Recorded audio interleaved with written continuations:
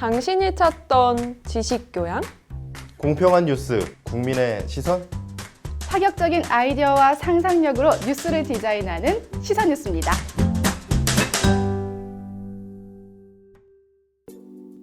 걸그룹 EXID 멤버인 솔지는 지난해 말 활동을 중단하고 휴식을 취한 바 있습니다. 그 이유는 갑상선 기능 항진증 확진을 받았기 때문인데요.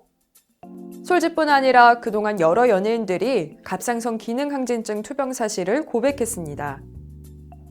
비단 이렇게 연예인뿐 아니라 현대인들에게 갑상선 질환은 큰 문제가 되고 있죠. 오늘 건강프라임에서는 현대인의 건강을 위협하는 병, 갑상선 기능 항진증에 대해 알아보겠습니다. 갑상선은 우리 몸에 있는 호르몬 분비기관 중 하나입니다. 바로 이 갑상선에서 갑상선 호르몬이 분비되는데 이때 호르몬이 너무 많이 생산되고 분비돼 일어나는 질병을 갑상선 기능 항진증이라고 합니다.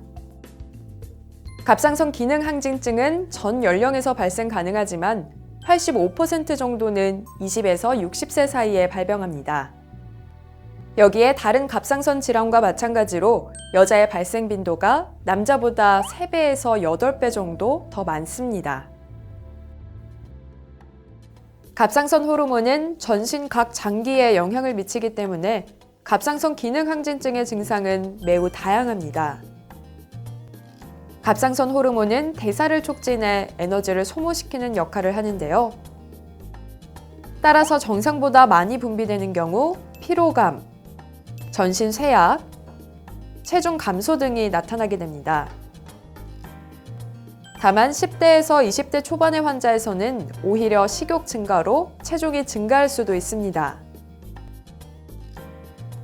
또한 대부분 이 병을 앓으면 하지 근력이 약화되고 체력 소모가 심해지는데 이러한 증상은 노인 및 남자에게서 더 심하게 나타납니다. 그리고 대개의 환자가 더위에 민감해지고 땀이 많이 나게 되죠.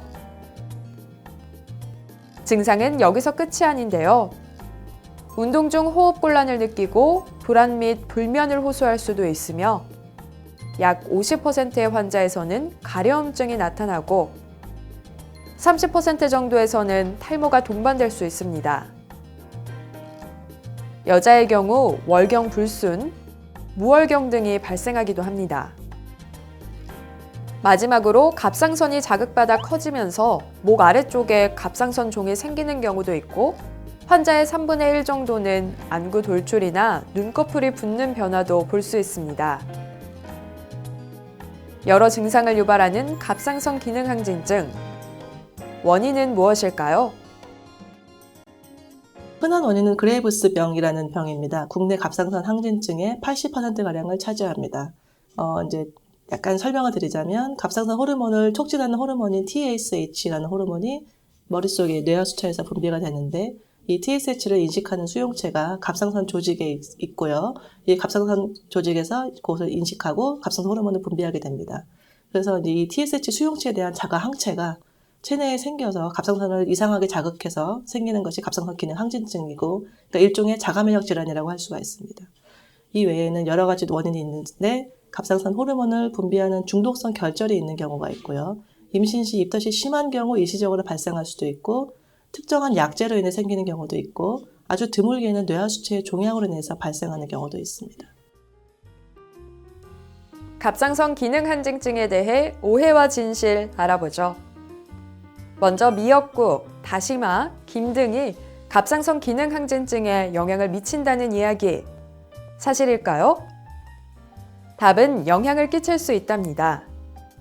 요오드 성분은 갑상선 호르몬과 합성이 필요하기 때문에 요오드가 든 음식을 너무 많이 섭취하게 되면 질환에 영향을 끼칠 수 있습니다. 하지만 통상적으로 식사하는 정도의 양으로는 큰 지장이 없어 저요오드식이 필요한 경우가 아니라면 크게 제한을 할 필요는 없다고 합니다. 다음, 갑상선 기능 항진증, 암으로 발전할까? 인데요. 이에 대해서는 논란이 있는 만큼 아직까지 두 질환을 별개의 질환으로 보는 것이 좋다고 합니다. 그레이브스병, 갑상선 기능 항진증이 갑상선 암과 함께 있는 경우에는 갑상선이 자극되므로 암의 경과가 나쁠 가능성은 있습니다. 그럼 갑상선 기능 항진증 환자가 운동하면 위험할까요? 답은 네, 그럴 수 있습니다. 병이 있는 상태에서 운동을 하게 되면 호흡곤란이 흔하게 발생하게 됩니다. 또한 항진으로 인해서 심장박동수가 빨라지고 불규칙해질 수도 있고 운동 능력의 감소로 조금만 활동해도 힘들게 느껴집니다. 이런 환자분의 경우 치료를 통해 호르몬 수치가 어느 정도 정상 수치로 돌아온 뒤에 운동을 하는 것을 권합니다. 마지막 궁금증, 갑상선 기능 항진증이 완치가 되는 병인지에 대해 들어보겠습니다. 완치를 하면은 궁극적으로는 자가 항체를 생산을 하지 못하게 하는 것이지만 현재로서는 아직 직접적인 방법은 없습니다. 갑상선 항진증 치료법은 크게 두 가지로 나뉘는데 첫 번째로는 갑상선 호르몬의 생산을 조절하는 약제를 쓰는 것이 있고요. 두 번째로는 방사성 요오드 사용 또는 수술로서 갑상선 조직을 파괴 혹은 제거시키는 방법을 사용하고 있습니다. 그 갑상선 약제, 항갑상선제를 장기간 최소 한 1년에서 2년 정도 투여를 하게 되면 자가 항체가 소실되고 호르몬 기능이 정상화되면서 완치가 되는 경우도 있습니다. 대략 50% 정도의 확률이고요. 약제로 잘 조절이 되지 않거나 자주 재발하는 경우에는 두 번째 방법으로 갑상선 기능을 없애는 치료를 하게 됩니다.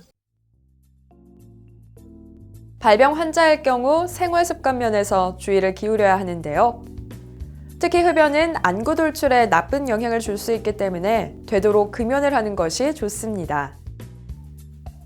또한 특별한 예방법이 없는 만큼 평소에 스트레스를 관리하고 체력 유지를 위해 골고루 먹고 적절한 운동을 하는 것이 가장 중요하다고 볼 수 있죠. 따라서 평소 적절히 건강 관리를 해 튼튼한 몸을 유지하시기 바랍니다.